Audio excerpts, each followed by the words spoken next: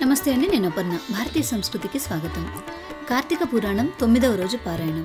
ఉద్భూత పురుషునికి అంగిరసుడు ఇలా ఉపదేశిస్తున్నాడు. నాయనా, ఒకప్పుడు కైలాసంలో పార్వతీదేవికి శివుడు చెప్పిన విషయాలనే నీకిప్పుడు చెప్పబోతున్నాను, శ్రద్ధగా విను. కర్మబంధము, ముక్తి కార్యము, కారణము, స్థూల సూక్ష్మము, ఈ ద్వంద్వ సంబంధితమే దేహం అనబడుతుంది. జీవుడంటే వేరెవరో కాదు. నీవే నేనెవర్ని అని నిన్ను నువ్వే ప్రశ్నించుకుంటే నేనే బ్రహ్మనై ఉన్నాను, ఇది నిశ్చయము అనే సమాధానమే వస్తుంది. అప్పుడు ఆ ఉద్భూత పురుషుడు ఇలా అన్నాడు, నువ్వు చెప్పిన వాక్యార్థ జ్ఞానము నాకు తట్టడం లేదు. నేనే బ్రహ్మను అనుకోవడానికైనా బ్రహ్మ అనే పదార్థమును గురించి తెలిసి ఉండాలి కదా. ఆ పదార్థ జ్ఞానము కూడా లేనివాడైన నాకు మరింత వివరంగా చెప్పమని కోరుతున్నాను అన్నాడు. అప్పుడు అంగీరసుడు ఇలా పలికాడు, అంతఃకరణానికి, తద్వ్యాపారాలకి, బుద్ధికి సాక్షి సచ్చిత్ ఆనందరూపి అయిన పదార్థమే ఆత్మ అని తెలుసుకొనుము. దేహము కుండవలే రూపాధివత్గా ఉన్న పిండశేషము ఆకాశాది పంచభూతాల వలన పుట్టినది అయిన కారణంగా ఈ శరీరము ఆత్మేతరమైనదే తప్ప ఆత్మ మాత్రం కాదు. ఇదే విధంగా ఇంద్రియాలు కానీ, అగోచరమైన మనస్సు కానీ, అస్థిరమైన ప్రాణము కానీ ఇవేమీ కూడా ఆత్మ కాదు అని తెలుసుకో. దేనివలనైతే దేహేంద్రియాలన్నీ భాసమానాలవుతున్నాయో అదే ఆత్మగా తెలుసుకొని ఆ ఆత్మ పదార్థమే నేనై ఉన్నాను అనే జ్ఞానాన్ని పొందు.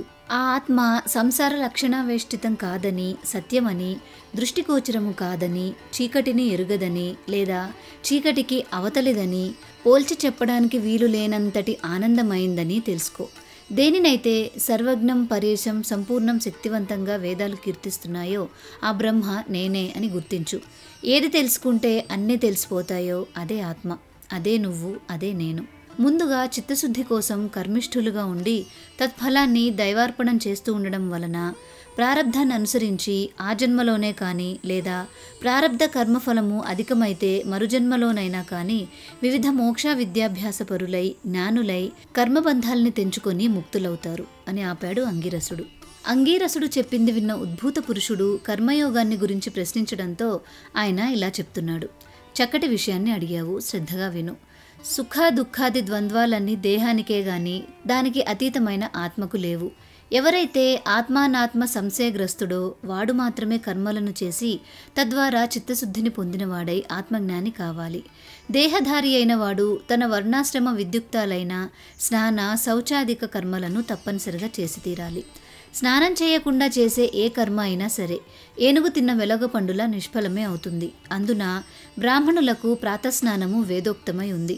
ప్రతిరోజున ప్రాతస్నానం చేయలేని వాళ్ళు సూర్య సంచారము కల తుల, కార్తీక, మకర, మాఘ, మేష, వైశాఖాలలోనైనా చేయాలి.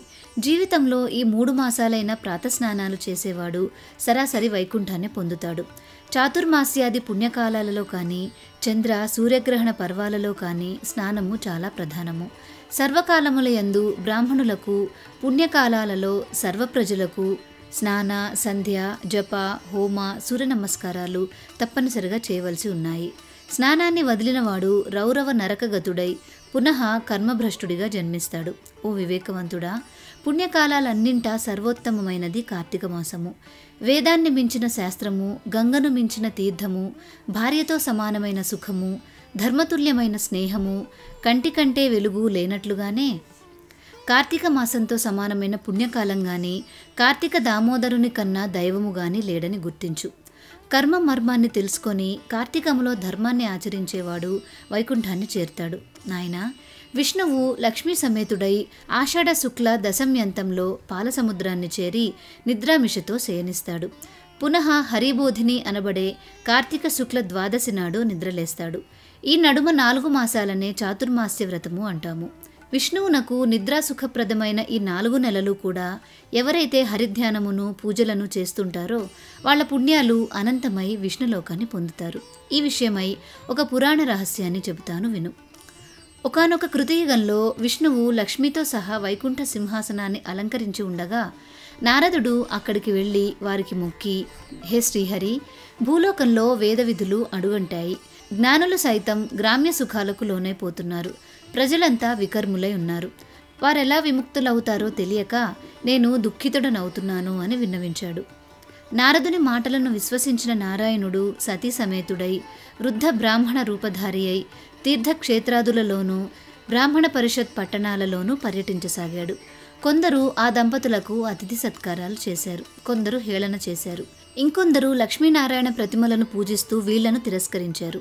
పాపాచరణలను చూసిన శ్రీహరి ప్రజోద్ధరణ చింతామానసుడై చతుర్భుజాలతో కౌస్తుభాది ఆభరణాలతో యథారూపాన్ని పొంది ఉండగా జ్ఞానసిద్ధుడనే ఋషి తన శిష్యగణ సమేతంగా వచ్చి ఆయనని ఆరాధించాడు, అనేక విధాలుగా స్తుతించాడు. 9వ రోజు పారాయణం సమాప్తం. మీకు ఈ వీడియో నచ్చినట్లయితే లైక్ చేసి మీ బంధుమిత్రులందరికీ షేర్ చేయండి. మిగిలిన అధ్యాయాలను కూడా చూడాలి అనుకుంటే భారతీయ సంస్కృతి ఛానల్ని సబ్స్క్రైబ్ చేసుకొని బెల్ ఐకాన్ని యాక్టివేట్ చేసుకోండి. నేను వీడియోస్ పోస్ట్ చేయగానే మీకు నోటిఫికేషన్స్ అందుతాయి. తిరిగి రేపటి రోజు పారాయణంలో మళ్ళీ కలుసుకుందాం. నమస్కారం.